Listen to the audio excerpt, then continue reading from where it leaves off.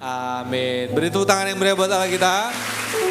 Yang di depan bisa kembali ke tempat duduk masing-masing. Sambil duduk, katakan kepala kiri kanan, kamu kok keren banget sih hari ini. Luar biasa. Oke.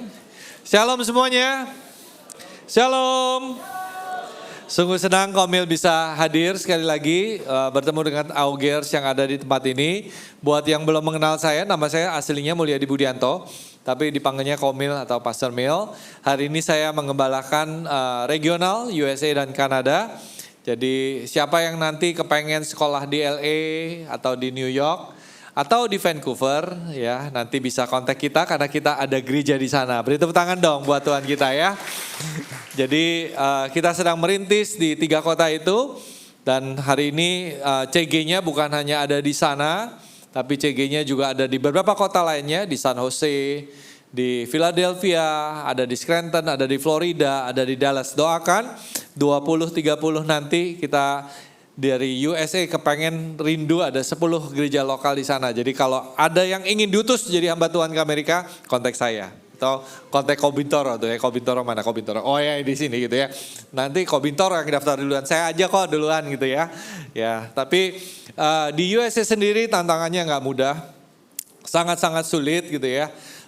Tapi kita berdoa, saya percaya gereja Tuhan akan berdiri di sana, gereja yang kuat. Amin. Nah hari ini saya ingin bagikan sesuatu. Tadi di ibadah yang sebelumnya firman Tuhannya belum selesai. Jadi saya akan rekap sedikit bagian awal, lalu nanti bagian keduanya supaya kita bisa belajar sama-sama gitu ya. Kita lihat bagaimana Roh Kudus memimpin kita pada ibadah sore hari ini. Kita buka sama-sama 1 Yohanes pasal yang keempat ayat yang ke-18. 1 Yohanes 4 pasal 4 ayat yang ke-18, kita baca sama-sama ya. 1, 2, 3. Di dalam kasih tidak ada ketakutan. Kasih yang sempurna melenyapkan ketakutan. Sebab ketakutan mengandung hukuman dan barang siapa takut, ia tidak sempurna dalam kasih. Amin. Firman Tuhan hari ini saya beri judul Fearless. Siapa sih yang gak ada takut di dalam kehidupan kita? Dulu waktu saya beberapa tahun lalu, nggak tahu Anda nih tahu nggak ya, ada TV show namanya Fear Factor. Pernah nonton nggak Fear Factor? Itu show-nya menurut saya keterlaluan sih gitu ya. Dimasukin ke dalam drum lah, lalu dilempar tikus lah gitu ya. Jadi macam-macam, ditaruh di dalam ruang gelap dan kaget saya gitu ya. Ya ditaruh di dalam ruang gelap, lalu ada macam-macam lah pokoknya di sana gitu ya. Masing-masing dari kita nih pasti ada ketakutan, betul nggak? Siapa di sini takut tikus? Ada nggak yang takut tikus? Yang takut kecoa ada nggak takut kecoa? Itu kok yang cowok-cowok juga takut kecoa gimana sih gitu ya? Kalau istri saya takut kecoa, ketemu kecoa aja belum ketemu, ya istri saya itu peka sekali. Jadi begitu masuk ruangan dia tahu di sini ada kecoa gitu ya. Saya mana nggak ada gitu ya. Tiba-tiba terus waktu kita pernah gitu masuk satu kamar mandi, dia bilang di sini ada kecoa. Coba saya disuruh masuk, suruh cari gitu ya. Kamu cari gitu ya. Jangan saya bilang cari-cari nggak ada gitu ya. Terus oh ya udah nggak ada ya. Tapi dia bilang pasti ada. Nggak ada, saya udah cari nggak ada. Ya udah, karena dia percaya saya, dia masuk gitu ya. Begitu dia masuk ada kecoa. Wah gitu ya. Kalau kecoa takut sama saya gitu ya. Makanya kecoanya nggak muncul gitu ya. Tapi karena dia takut sama kecoa, kecoanya muncul gitu ya. Banyak dari kita mungkin ada yang takut kecoa, takut kegelapan, takut segala macam gitu ya. Tapi pernah nggak ada di sini yang takut mati? Pernah nggak ada yang takut mati? Ya, saya pernah loh satu hari pernah takut mati. Sebelum takut mati saya pernah takut tuh setelah udah punya keluarga gitu ya. Saya pernah takut kehilangan orang yang saya cintai. Ya, jadi pernah malam-malam tuh selain takut mati nih, takut yang kedua yang saya paling takuti gitu ya. Takut kehilangan istri, takut kehilangan anak, lalu ngalamin sesuatu yang, kalau saya bayangkan. Kalau saya ditinggalin sama orang-orang yang saya cintai, yang saya sayangi, yang paling dekat saya kayak kepada saya gitu ya. Saya nggak tahu hidupnya kayak apa. Itu yang kedua gitu ya. Tapi yang paling takut adalah takut mati. Ya, takut mati walaupun hari ini saya masih muda gitu ya. Saya kan ABG, anak baru gocap gitu ya. Kalau Anda benar-benar ABG, AOG, Army of God gitu kan. Kalau saya Army of Gocap, baru umurnya gocap. Jadi saya ini memang lagi lucu-lucunya hari ini gitu ya. Lagi ngegemes-gemesinnya gitu loh. Takut mati. Tapi di waktu saya seumuran kalian gak pernah tuh takut mati. Nggak pernah takut mati. Sampai satu hari saya duduk di ranjang saya, benar-benar takut mati. Apalagi mendengar firman Tuhan, tahu dengar firman Tuhan gitu ya. Kalau ada dosa sedikit saja dalam kehidupan saya ini bisa masuk neraka dan nggak masuk surga. Dan waktu masuk neraka ngebayangin baca Alkitab gitu ya. Waduh, api yang membara dan segala macam. Waktu itu belum ada KKN trip to hell gitu. Kalau ada trip to hell lebih takut lagi gitu ya. Tapi hari itu saya benar-benar takut. Nah, ketika saya takut, ayat ini kan bilang sama kita gitu ya.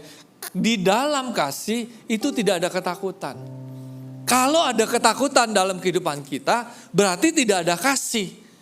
Kasih yang sempurna melenyapkan ketakutan. Jadi saya untuk menghilangkan rasa takut ini, saya harus ketemu yang namanya kasih yang sempurna itu. Dikatakan kalau ketakutan itu mengandung hukuman. Benar. Jadi kalau saya takut kan takut mati, kalau takut mati artinya masuk neraka, karena ada hukuman di sana. Kalau saya takut kehilangan istri dan anak-anak saya karena takut, setelah itu pasti ada efeknya, pasti ada harga yang saya harus bayar. Jadi saya tuh takut sekali.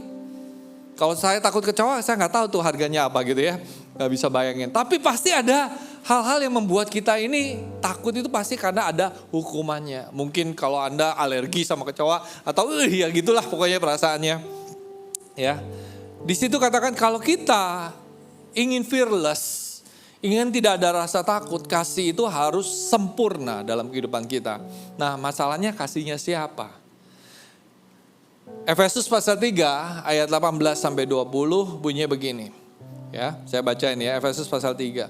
Aku berdoa supaya kamu bersama-sama dengan segala orang kudus dapat memahami betapa lebarnya dan panjangnya dan tingginya dan dalamnya kasih Kristus. Jadi dari ayat ini saya ketemu jawaban. Dan di situ katakan dan dapat mengenal kasih itu sekalipun ia melampaui segala pengetahuan. Kasihnya Tuhan ini yang panjang, lebar, tinggi, dalam, ini melampaui pengetahuan kita. Kita gak pernah ngalamin sebelumnya. Lalu Paulus katakan di kitab Efesus itu terus dikatakan gini, aku berdoa, sama seperti saya tadi hari ini sebelum mempersiapkan firman ini. Saya berdoa nih buat Anda semua, supaya bukan hanya Anda mengetahui, bukan hanya mengalami, tapi mengalaminya secara penuh. Supaya dipenuhi di dalam seluruh kepenuhan Allah ini. Sehingga bagi dialah yang dapat melakukan jauh lebih banyak daripada yang kita doakan atau pikirkan. Seperti yang ternyata dari kuasa yang bekerja di dalam kita. Amin. Berapa banyak ingin kuasa Allah bekerja dalam kehidupan kita? Lambaikan tangan Anda. Ya, kita semua kepengen kuasa Allah itu bekerja. Supaya kuasa Allah ini bekerja itu bagaimana sih syaratnya? Firman Tuhan katakan kita ini harus kepenuhan kasih Allah. Ya, jadi kalau mundur itu saya orangnya kelihatan banget kan, engineer gitu ya, step by step. Supaya kita ngalamin kasih Allah yang kuasa Allah yang bekerja dengan dahsyat, kita harus dipenuhi oleh kasih Allah. Nah, kasih Allah itu seperti apa? Dikatakan ada kasih yang lebar, panjang, tinggi, dan dalam. Nah, saya jelaskan dulu bagian ini, karena tadi saya jelaskan bagian lebar. Lebar itu maksudnya apa sih? Di Mazmur pasal 103 ayat 12 berkata begini. Sejauh timur dari barat, itu kan lebar kan, dari timur ke barat, demikian dijauhkannya daripada kita pelanggaran kita. Lebar itu berbicara tentang dosa kita yang hari ini mungkin kita miliki, yang hari ini kita mungkin simpan, hubungan yang jauh dari Tuhan. Mungkin ada yang datang pertama kali diundang sama teman Anda. Hari ini datang ke gereja gitu ya. Lalu Anda lihat, kenapa ya kok pada loncat-loncatan gitu ya. Seneng gitu ya. Saya dulu begitu pertama kali ke gereja. Ngapain sih ke gereja? Serius banget angkat tangan gitu ya. Gak ada yang angkat kaki, gak ada yang angkat tangan gitu ya. Nyembah Tuhan ngapain biasa aja gitu ya. Karena saya tipe orang yang rada-rada cool gitu ya. Dingin sih, bukan keren gitu ya. Coolnya dingin sama Tuhan ya gini aja, santai aja. Tak Anda gak ngerti, karena apa? Karena tidak ada hubungan, tidak ada kasih di dalam kehidupan Anda. Firman Tuhan katakan gini, untuk mengerti lebarnya kasih Tuhan dalam kehidupan kita, itu maksudnya apa? Maksudnya segala dosa pelanggaran kita, itu Tuhan lempar jauh. Saya pernah naik gunung loh Bapak Ibu sekalian, AOG, kelihatan kan umurnya. Saya naik gunung gitu ya, sampai di puncak itu lihat timur ke barat itu jauhnya luar biasa. Waktu saya gak takut mati gitu ya, saya rasa hidup saya itu gak ada dosa. Sungguhan gitu ya, walaupun rasanya gak mungkin kan gak ada dosa. Tapi beneran saya gak merasa saya ada dosanya. Tadi kesaksian yang didoakan tuh bagus gitu ya. Saya narkoba, judi, terus dosa gelap lainnya. Dan saya 2 bulan setelah didoakan saya gak terlibat lagi dalam dosa yang lama. Masalahnya saya gak gitu. Saya gak narkoba, saya gak judi, saya gak dunia malam. Dunia malam pun istilahnya cuma keliling-keliling lah, naik motor keliling-keliling gitu ya. Nakalnya cuma gitu, gak kedugem, gak segala macam gitu ya. Jadi kalau saya pikir dulu saya gak ada dosanya gitu ya. Kayaknya saya gak ada dosanya deh. Ya namanya anak remaja pasti ada nakalnya, pasti ada kurang ajarnya. Tapi kalau dipikirin lebih dalam lagi, enggak juga loh, aku ada dosanya. Dan firman Tuhan katakan kalau ada dosa sedikit saja apalagi banyak nih ya. Sedikit saja ada dosa dalam kehidupan kita itu tidak bisa masuk surga. Tapi akan masuk neraka. Artinya api yang membara itu kekal selama-lamanya. Dan itu membuat saya takut banget gitu ya. Nah firman ini makanya kalau ada takut artinya apa? Tidak ada kasih yang sempurna dalam kehidupan kita. Ketika saya takut, saya gak ketemu jawabannya. Saya benar-benar kayak mau matinya tuh besok gitu loh. Sebelumnya gak pernah takut. Naik mobil, naik apa, pergi kemana, adventure. Gak pernah takut mati gitu ya. Tapi hari itu saya takut banget. Sampai saya bangun keringat dingin gitu ya. Saya tahu itu Roh Kudus yang ingin mengingatkan saya. Karena kalau saya tidak terima Tuhan hari itu, saya mungkin sesat, saya mungkin nggak ada di sini gitu ya. Saya mungkin kalau Tuhan panggil ya udah saya hidup kekal di neraka itu. Mati kekal di neraka. Tapi karena Tuhan kasihnya dalam kehidupan kita membuat kita tidak harus masuk neraka. Amin. Itu bicara tentang lebarnya, dilempar dari timur ke barat. Lalu bicara tentang panjang. Panjang itu maksudnya apa? Panjang itu maksudnya, kita buka sama-sama ya. Mazmur 103 ayat 8 katakan begini, Tuhan adalah penyayang dan pengasih, panjang sabar dan berlimpah kasih setia. Panjang ini buat orang-orang yang sudah mengenal Tuhan. Kalau tadi lebar itu buat Anda yang belum kenal Tuhan. Dan Anda perlu kenal Tuhan, karena kalau Anda tidak kenal Tuhan, gak menerima Tuhan Yesus sebagai Tuhan dan Juru Selamat masuk dalam kehidupan Anda ini akan masuk neraka. Tapi untuk yang panjang ini buat Anda yang sudah mengenal Tuhan, tapi terus jatuh bangun di dalam dosa. Udah lama Anda jadi Kristen, tapi Anda punya double life, Anda punya kehidupan ganda. Mungkin pemimpin Anda nggak tahu. Mungkin Anda juga pemimpin. Sehingga mungkin Anda juga melayani di tempat ini. Kalau hari Minggu kudus. Tapi kalau sisanya gitu ya. Itu sesat. Anda melakukan dosa. Begitupun kehidupan kita yang kita sembunyikan. Firman Tuhan katakan Tuhan yang kita sembah itu panjang sabar. Tuhan yang setia, Tuhan yang tetap menunggumu. Tapi betapa sedihnya hati Tuhan yang sudah memberikan Anda kesempatan. Tapi Anda selalu melukai hatinya, selalu menjauh daripadanya. Kelihatannya saja dekat. Anda bisa menipu orang lain, bahkan saking percaya tipuan Anda sama orang lain, Anda juga kemakan tipuannya sendiri. Pernah gak Anda gitu? Melakukan dosa atau melakukan kesalahan atau melakukan kebohongan yang berkali-kali untuk bohongin orang lain sampai Anda sendiri percaya bohongan Anda sendiri. Itu masif udah itu. Ada loh orang Kristen yang begitu. Yang begitu menyangkal dirinya jatuh bangun gitu ya. toleransi dengan dosa sampai akhirnya ya udahlah gue begini kok.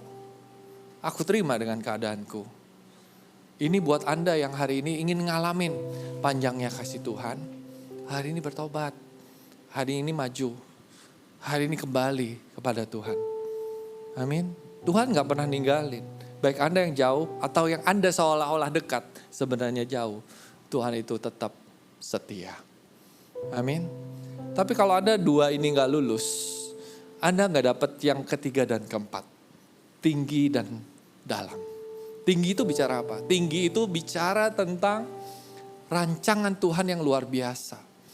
Saudara tahu pikiran kita semuanya terbatas. Itu ayatnya di Yesaya pasal 55 ya. Ayat 8, 9 katakan gini. Rancanganku bukan rancanganmu. Jalanmu bukanlah jalanku. Demikianlah firman Tuhan. Seperti tingginya langit dari bumi. Demikianlah tingginya jalanku dari jalanmu. Dan rancanganku dari rancanganmu. Tuhan tuh punya rancangan yang sempurna dalam kehidupan kita. Yang percaya katakan amin. Kita ini mungkin levelnya segini gitu. Tuhan tuh levelnya di atas. Tuhan pengen bawa kita tuh ke atas. Kita belum sampai, belum ngelihat rancangan Tuhan.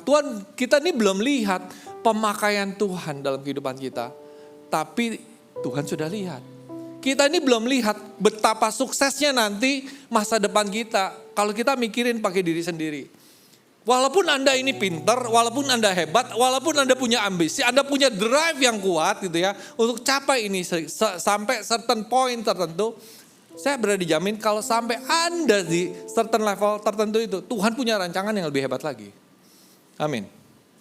Jadi untuk bisa ngerti tingginya kasih Tuhan, tingginya rancangan Tuhan dalam kehidupan kita. Yang dua ini harus beres dulu.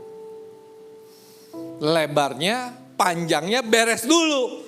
Sehingga ketika Anda dekat sama Tuhan, tahu rancangannya, bertobat dan dalam kehendaknya gitu ya. Anda bisa ngerti rancangan yang luar biasa. Amin. Cukup mengerti semuanya. Sayang banyak dari kita tidak bisa mencapai potensi yang sebenarnya Tuhan bisa kehendaki karena kita gagal. Satu hari ada seorang pengkhotbah datang berkhotbah di gereja. Saya masih seumuran kalian, masih umur 19-20 gitu ya. Dia bilang gini sama saya. Dia seorang nabi, dia bernubuat. Mil, saya lihat kamu ini punya tong yang besar gitu ya. Tongnya besar sekali gitu ya. Tapi ini masih nggak seimbang. You cannot handle this. Kamu ini belum bisa megang tong ini. Padahal tong itu besar sekali. Nah tong ini kamu sabar, kamu tunggu. Pada waktunya nanti tong ini akan jadi milik kamu. Dan ketika tong ini jadi milik kamu, hidup kamu ini akan luar biasa. Tapi sekarang jaga kekudusan. Jaga semuanya. Kalau enggak, tong ini akan tumpah dan berantakan kemana-mana. Jadi bicara tentang yang tadi saya sampaikan. Kalau kita jadi anak muda, gak jaga kekudusan, jauh, pandainya menyembunyikan hal-hal yang rahasia yang seharusnya tidak boleh dirahasiakan. Seharusnya kita datang humble, minta ampun sama Tuhan. Tapi kita pandai menyembunyikan ini. Kemampuan kita, kapasitas kita yang sebenarnya besar, sedang berantakan kemana-mana. Dan itu yang potensi yang dicuri oleh si iblis. Hari ini biar kasih yang sempurna itu menyatakan rancangannya dalam kehidupan Anda semua. Saya lihat tempat ini sebuah masa depan yang luar biasa banget. Coba bayangin ya, kalau seluruh AUG itu hidupnya kudus, berkenan di hadapan Tuhan, masuk ke marketplace, nyerang kemana-mana gitu ya. Bayangin aja ya, satu orang aja bisa membuat perbedaan, apalagi segini banyak. Kenapa gereja ini, banyak gereja akhirnya gagal atau generasi gagal? Karena banyak yang kita sembunyikan, banyak potensi yang terkubur karena kasih Tuhan tidak sempurna dalam kehidupan kita. Sehingga kita tidak bisa menerima rancangan yang tinggi. Amin. Yang keempat adalah dalam. Ya, dalam itu bicara tentang keintiman. Dalam itu bicara tentang akar yang kuat. Dalam itu membuat kita ini dekat sama Tuhan, bisa curhat apa adanya. Tadi sebelum ibadah, di ibadah sebelumnya saya tanya, siapa teman curhat Anda? Coba tanya kiri kanan, teman curhat kamu siapa? Ya, teman curhat kamu siapa? Kita semua kan pasti ada teman curhat gitu ya. Benar nggak? Baik itu sahabat kita, CGL kita, pacar kita gitu ya, orang tua kita, kakak atau siapa, pasti kan ada teman curhat gitu ya. Nah Tuhan itu teman curhatnya kita yang paling dalam sebenarnya. Kalau ada situasi yang kita mau coba jelaskan gitu ya, kita coba jelaskan kepada teman curhat kita, mungkin dia gak paham. Kalau dia gak paham, bagaimana mungkin dia kasih solusi? Paham ya?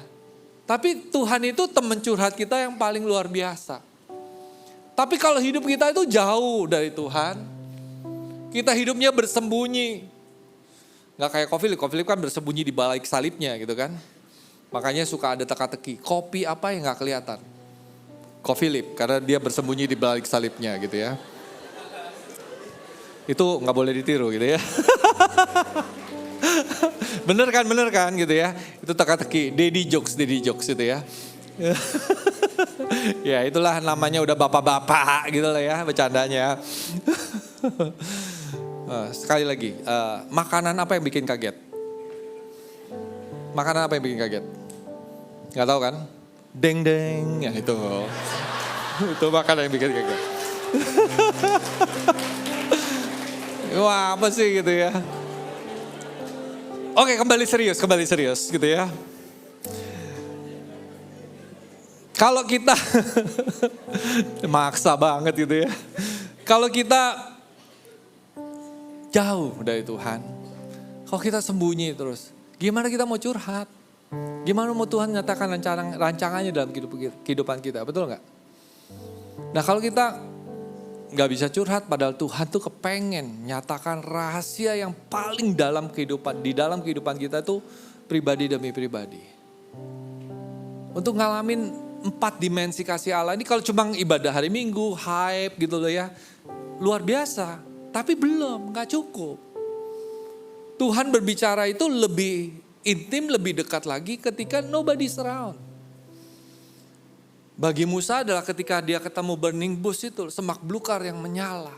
Di tengah pergumulan hidupnya bertanya sama Tuhan, Tuhan kenapa gue ada di padang gurun, kenapa gue ada di sini gitu ya. Katanya aku menjadi orang yang bisa menyelamatkan.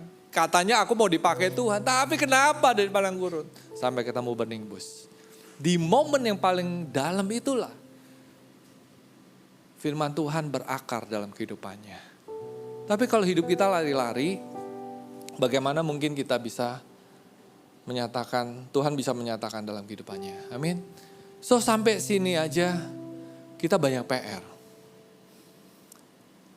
Tapi saya lanjutin ya. Karena kasih yang sempurna itu ternyata gak stop sampai di situ. Tadi kita baca 1 Yohanes 4 ayat 18, lanjutin ayat 19. 1 Yohanes pasal 4 ayat 19 bunyinya begini. Kita mengasihi karena Allah lebih dahulu mengasihi kita. There is a purpose. Ternyata gak stop sampai di situ aja. Rancangan Tuhan itu bukan membuat kita ini deket saja sama Dia. Tapi setelah kita deket sama Dia, itu mau ngapain? Allah kita itu Allah yang memberi. Karena begitu besar kasih Allah akan dunia, sehingga Dia memberikan anaknya yang tunggal kepada kita. Amin. Jadi kalau Tuhan yang kita sembah, itu Tuhan yang memberi. Dan kita diciptakan menurut gambar dan rupa Allah. Masa kita diciptakan hanya untuk menerima. Tapi bagian menerima itu harus datang. Makanya ada 1 Yohanes 4 ayat 18. Kita harus ngalamin kasih Tuhan yang paling dalam, sempurna terlebih dahulu. Tapi setelah ngalamin yang sempurna, itu buat apa? Firman Tuhan katakan, kita mengasihi karena Allah lebih dahulu mengasihi kita. Jadi Tuhan rindu ketika kasih-Nya dinyatakan dalam kehidupan kita, kita bisa menyatakan kasih yang kita terima itu kepada orang lain. Ayat 20 dilanjutkan gini. Jika seorang berkata, aku mengasihi Allah, dan ia membenci saudaranya, maka ia adalah pendusta. Siapa di sini mengasihi Allah? Lambaikan tangan Anda. Berarti kita harus mengasihi saudara yang ada di sekitar kita. Karena barang siapa tidak mengasihi saudara yang dilihatnya, tidak mungkin mengasihi Allah yang tidak dilihatnya. Tapi yang aku lihat ini bencekno semua Tuhan. Ya. Kalau Tuhan itu baik, tapi firman Tuhan itu kan jelas. Kalau kamu gak mengasihi orang yang kelihatan, itu tidak bisa mengasihi Allah. Nah, masalahnya mengasihi orang yang mudah dicintai, mudah dikasihi, mungkin gak dikonsider sama Tuhan mengasihi kali ya. Mengasihi mungkin gitu ya, tapi namanya kasih itu ternyata lebih terbukti ketika dikasih orang yang di sekitar kita yang memang sulit dikasih. Yang setuju katakan amin. Berat ya, berat amat kok gitu ya. Ya ini makanya supaya kasih kita sempurna. Saya lanjutin. Tadi firman Tuhan katakan kalau kasihnya sempurna, tidak ada ketakutan. Kita lagi CG Fun hari ini. Untuk kita bisa CG Fun atau kita bisa ngejalanin hidup ini dengan tanpa takut. Pertama, kita harus bisa menerima kasih Allah. Tapi yang kedua juga penting, kita harus bisa memberi kasih Allah. Amin. Kenapa kita gak mau memberi? Kenapa kita gak mau mengasihi? Mungkin alasannya tadi takut. Memang saya temukan bahwa ketakutan itu melumpuhkan. Tapi kasih itu membangkitkan. Istri saya kalau lihat kecoa itu langsung hang gitu ya. Padahal kecoanya masih jauh, masih di mana gitu ya. Dia udah gak berani bergerak gitu ya. Padahal kan gak mungkin dia bergerak. Kecoanya nyamperin dia kan gak mungkin gitu ya. Itu kemungkinannya kecil sekali gitu ya. Tapi dia langsung kaku gitu ya. Saya pernah dulu punya fear of heights. Jadi sebelum ini saya punya ketakutan juga yang namanya ketakutan ketinggian. Padahal suka mendaki gunung gitu ya. Tapi mendaki gunung itu kadang-kadang gak harus sih dengan ketinggian. Karena kan lihat treknya naik gunung gitu ya. Sampai satu saat saya itu pergi sama teman-teman multimedia. Ada satu bagian di gunung, lupa nama gunungnya. Dan itu di pinggir jurang. Padahal jalannya sih cukup lebar gitu ya. Tapi saya berdiri di situ lihat jurangnya takut gitu ya. Gak gerak-gerak gitu ya. Semua teman-teman multimedia, ayo Komil, gak apa-apa kok Komil, lewat aja gitu ya. Tapi kaku gitu ya, melumpuhkan. Banyak dari kita ketika pengen sharing firman Tuhan, itu takut. Tuhan aku nih gak bisa bicara. Tuhan aku nih gak ngerti firman. Aku nih pernah gak punya alasan, banyak alasan gitu ya. Sehingga tidak melakukan. Saya pernah loh. Jadi waktu saya menginjil, awal kali mulai melinjil, itu banyak sekali alasan. Tapi saya tahu alasan itu karena saya tidak penuh kasihnya. Sehingga saya berdoa, Tuhan, saya mau dipakai Tuhan. Saya gak mau punya banyak alasan. Terus pelan-pelan ya Tuhan, saya bilang gitu. Akhirnya apa yang saya lakukan, saya ini memang gak bisa bicara dulu gak bisa bicara, kalau soal firman itu susah bicara. Tapi saya punya satu skill yang lebih dari teman saya punya. Saya punya teman baik berdua gitu ya. Kita itu dulu memulai satu persekutuan, jadi berdua sama teman baik saya. Kalau dia tuh ngomong firman tuh lancar banget. Saya pengen jadi kayak dia, gak bisa gitu ya. Tapi itu jadi alasan saya terus, Tuhan pakai dia. Dia lebih jago, dia segala macam. Padahal sebenarnya Tuhan kan mau pakai saya gitu ya. Pakai kita semua juga. Jadi ketika lagi doa, disuruh nginjil, kan takut gitu ya. Terus Tuhan cuma bilang ini, gampang. Tugas kamu itu cuma gampang. Ajak orangnya makan. Kamu gak usah bicara apa-apa. Kamu ajak orang makan aja. Jadi saya simple. Oh gitu doang ya Tuhan. Ya udah makan gitu ya. Ajak makan. Jadi saya ajak dia makan. Saya telepon. Saya waktu itu belum ada WA-WAan gitu ya. Saya telepon gitu. Mau gak hari Kamis kita makan yuk gitu ya. Tumben lu ngajak makan gitu ya. Iya nih lagi ada berkat. Padahal duit pas-pasan gitu ya.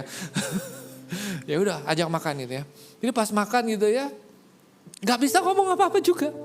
Gak bisa ngapa-apain. Gak bisa mau jelasin firman, mau kasih tantangan.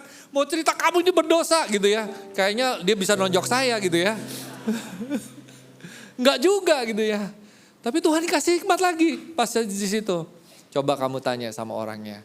Ada yang mau didoakan gak? Cuma gitu doang gitu loh ya. Jadi cuma saya gak tahu sih kamu ini ada masalah atau enggak gitu ya. Cuma kalau ada hal yang bisa saya doain, boleh gak kamu kasih tahu saya doain gitu ya. Udah gitu doang gitu ya. Nggak ngabarin Injil segala macam, enggak, cuma gitu doang. Jadi saya melihat ketakutan itu melumpuhkan, tapi kasih kepada Tuhan dan kasih kepada orang itu pasti ketemu jalan keluar untuk membangkitkan kita. Amin. Jadi saya simpel aja, saya bagikan, ya udahlah, saya bagikan, saya tanya gitu ya. 2 kali pergi makan, saya tanya lagi. 3 kali pergi makan, doanya dijawab. Nah ketika doanya dijawab, itu pun saya gak bisa bilang Tuhan Yesus yang jawab. Gak bisa.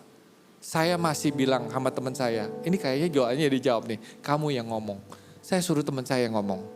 Saking saya gak bisa ngomong. Tapi Tuhan pakai. Kalau kasih Tuhan itu penuh, kita pasti akan mengusahakan sesuatu. Amin. Jadi saya ngelihat itu. Saya ngelihat gitu. Sampai akhirnya sekarang ini kalau disuruh bicara gak berhenti-berhenti. Haleluya gitu ya. Bukan karena saya bisa. Tapi karena saya semakin belajar mencintai. Semakin saya menerima kasih Tuhan. Semakin saya tahu saya harus memberikan kasih Tuhan itu. Amin. Ketakutan sering membuat kita berkata tidak mampu. Tapi kasih berkata tidak ada yang tidak mungkin.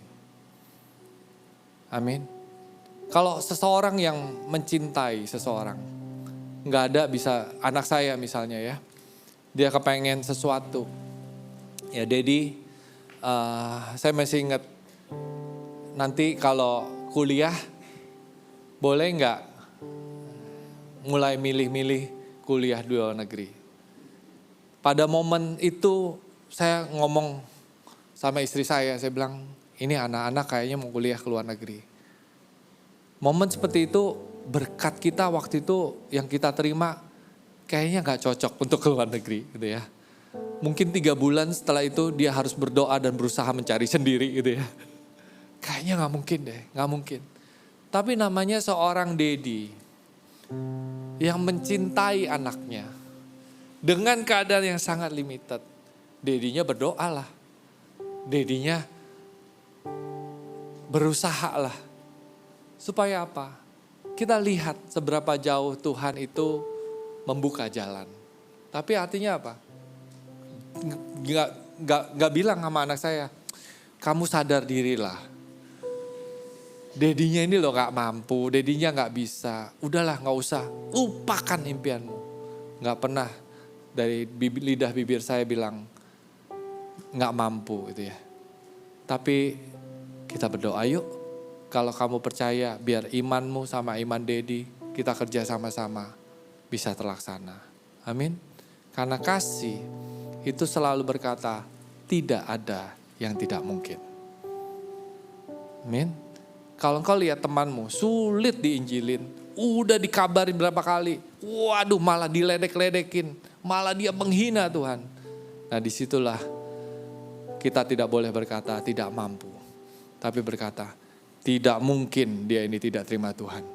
Pasti ada momen di mana ada kesempatan untuk bisa berbicara tentang Injil dalam kehidupannya. Amin. Yang berikutnya, ya, kasih itu selalu mendorong kita memberikan yang terbaik. Kalau ketakutan membuat kita berkata tidak mampu, kasih berkata tidak mungkin, berkata tidak ada yang tidak mungkin. Kasih, saya belajar juga membuat kita selalu memberikan yang terbaik. Dan yang terakhir, kasih itu selalu mendorong kita ini tidak mudah menyerah. Kalau kita mengasihi Allah, kasih Allah itu penuh dalam kehidupan kita. Saya percaya Tuhan akan berkati kita. Amin. Amin. Amin. Mari kita bangkit berdiri sama-sama.